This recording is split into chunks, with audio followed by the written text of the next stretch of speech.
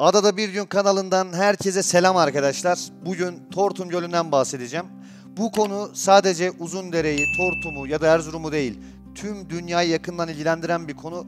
O yüzden arkadaşlar bu videoyu izlemeyin. Gerekirse sadece açın, kenara koyun, dinleyin ve bunu paylaşın. Tüm dünyaya duyuralım. Tortum Gölü'nü yok olmaktan kurtaralım.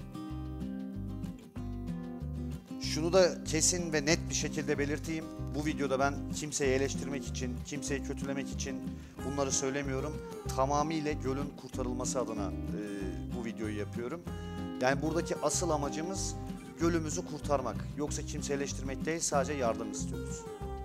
Tortum Gölü 1700'lü yılların ortalarında Balıklı Köyü batısında bulunan Kemerli Dağı'ndan heyelan sonucu kopan bir kütlenin Tortum Çayı Vadisi'nin önünü tıkaması sonucuyla oluşan bir set gölüdür.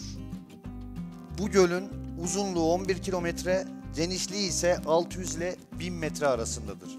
Derinliği bundan birkaç yıl öncesine biz 150 metre arkadaşlar ip asmamıza rağmen yere değmiyordu. Ama şimdi 40 metrede, 50 metrede, kimi yerde 30 metrede bile yere değiyor. Niye? Çünkü göl doldu artık. Arkadaşlar Tortum Gölü dediğimizde aklınıza sadece göl gelmesin. Bugün Tortum Şelalesi'ni dünyanın 3. 48 metre yükseklikten akan Tortum Şelalesi'ni şelale yapan Tortum Gölü'dür. Türkiye ekonomisine katkıda bulunan, enerji üretimi yapılan santralimizin enerji üretebilmesinin sebebi Tortum Gölü'dür. Yedi Göller, Öşvan Kilisesi, buna benzer turizme açık birçok yerimiz var. Bunların hepsinin kullanılma sebebi, bunların hepsinin ziyaret edilme sebebi aslında Tortum Gölü'dür. O yüzden Tortum Gölü bizim için çok önemli. Turizm açısından önemli potansiyele sahiptir. Su sporları, fotoğrafçılık, dağ yürüyüşü, piknik, dağ bisikleti, kamp, avlanma, balık tutma, aynı zamanda gölde alabalık, sazan, bizim poşa bıyık dediğimiz balık türleriyle balık avlanma yapan birçok imkan sunmaktadır. Biz bu imkanları kendi ellerimizle yok ediyoruz.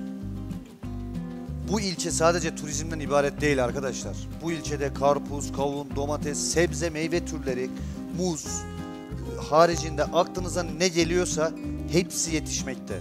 Belki Erzurum'un %10'unu, belki %20'sini tam olarak bilmiyorum, hiç araştırmadım. Uzundere'den karşılamaktalar. Yani şu anda Uzundere'de seracılık da yapılıyor. Bunların hepsini yok ediyoruz aslında. Su gitti mi zaten hepsi gidiyor bunların. Otomatik olarak birbiriyle bağlantılı. Aynı zamanda Uzundere Vadisi Uluslararası Koruma Birliği'ne göre dünyada çok hassas flora, fauna, su ve orman kaynakları içerdiği için ilk etapta korunması gereken 200 önemli ekolojik hassas bölgeden biri olan Kafkasya Ekolojik Bölgesi içerisinde yer almaktadır. Arkadaşlar şimdi biz Tortum Gölü'nü çok iyi koruyoruz. Ağaç dikmek yasak, çivi çakmak yasak. Hiçbir şey yapamıyorsun, her şey yasak. Niye? Çünkü Tortum Gölü sit alanı. Evet çok güzel, Tortum Gölü korunsun. Doğamızı, bu güzelliği kaybetmeyelim. Ama arkadaşlar biz aslında perdenin ön yüzünde gölü koruyoruz.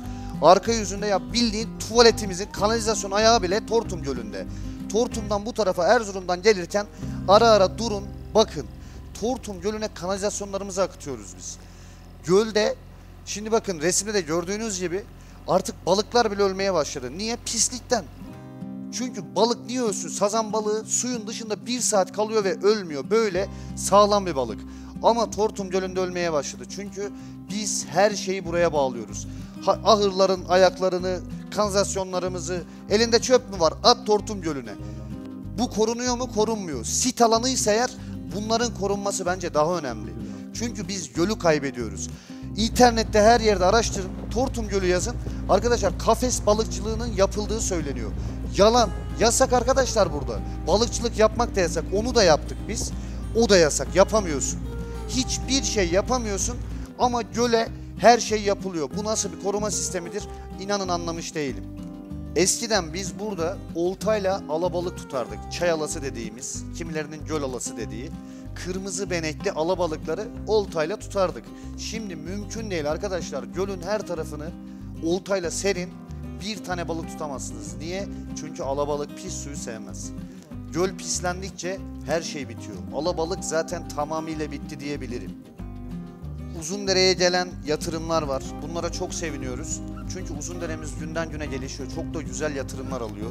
İnanılmaz güzellikte restoranlar yapıldı, cam terasımız yapıldı. Artık futbol kulübü kuruldu Uzundere'de, stat yapıldı. Spor okulları vesaire, işte bu kano, bisiklet, bunların okulları yapılacak. Yani çok güzel yatırımlar var. Bunları niye yapıyoruz? Tortum Gölü burada olduğu için yapıyoruz. Yarın bu göl kalktığında yaptığımız tüm yatırımlar çöp.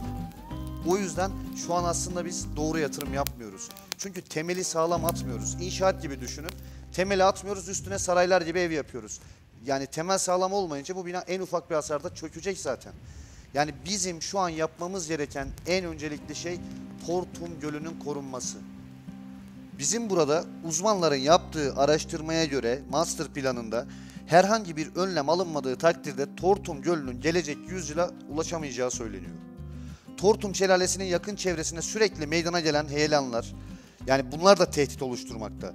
Devlet Su İşleri DSİ tarafından gerçekleştirilen heyelan önlem çalışmalarından bugüne kadar şelaleyi izlemek için kullanılan yolun ve seyir alan noktalarının güvenli bir biçimde kullanımına yeterli bir çözüm oluşturmamıştır denilmiş. Yapılan araştırmada, bunu ben demiyorum tabii.